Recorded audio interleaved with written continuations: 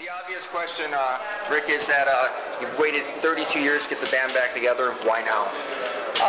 Well, the people have been trying to do it for a few years. We had a big show in Sweden called Sweden Rock has been trying to get us to put the band together for that show specifically. And there were various reasons each year about, why we couldn't. I won't even go into all of them. But it just turned out that this year everything became a reality. Schedules worked out, and everybody could do it. So this is the only time it was possible, so this is the time we're doing it. Hey, are there any plans to do any recording with the band? Just the live stuff.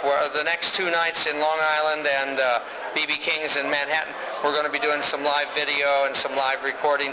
Then we also have plans to do some live stuff once we get to Sweden over there. So between all the stuff, we probably will see DVD, HD DVD, or a combination CD and DVD. I don't know how it's going to work out yet. Mm-hmm. When you came up with the set list to play live, how difficult was it to pick it, and how close are you to playing these songs compared to the way you played them back in the 70s?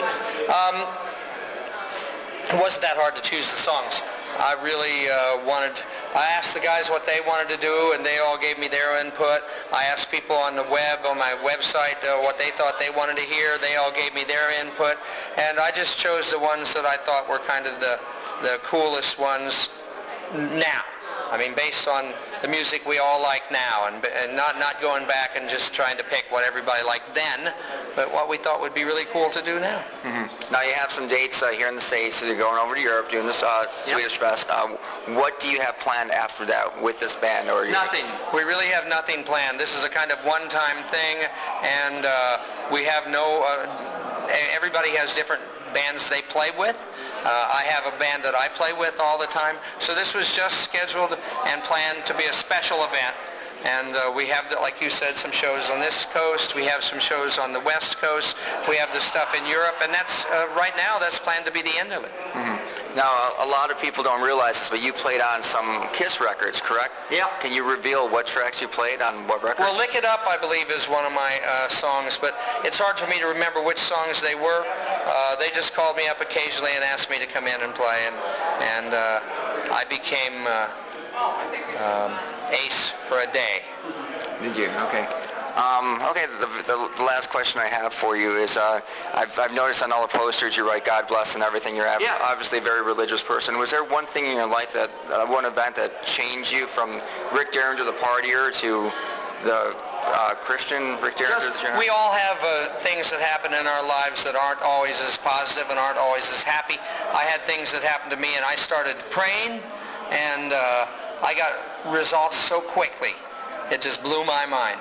Answers to those prayers came so quickly that I couldn't believe it, and that really changed me at that moment, and I decided that, we can, some people go, I don't know about that heaven and hell thing, and other people go, oh, yeah. Well, to me, it's just like, it's not a bet I want to lose.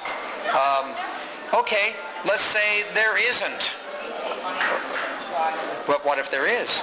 So, you don't want to bet. That's not a bet where you want to go, I'll bet you there's no hell, and then all of a sudden die and find out there is.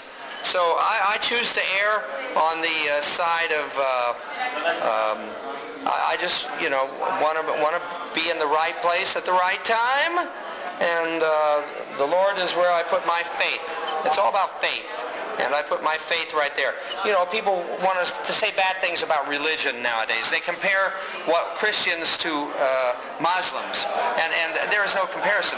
We don't go around killing people. I don't care what they say about the Crusades. That was a different time. We profess freedom for everybody. We profess freedom for the Muslims to be who they are, and for every religion to be who they are. All we ask is that we all have the freedom to do that. And there's no other religion that does that. Christianity does that, and it can't be compared to any other religion that's out there killing people, innocent people, and trying to get us all converted to their way of thinking. We believe that freedom for everyone is what the Christians believe. Love your fellow man. Hey, very good. No, thank you very much. I appreciate your time, Rick. Thank you. Pleasure meeting you. That's our card.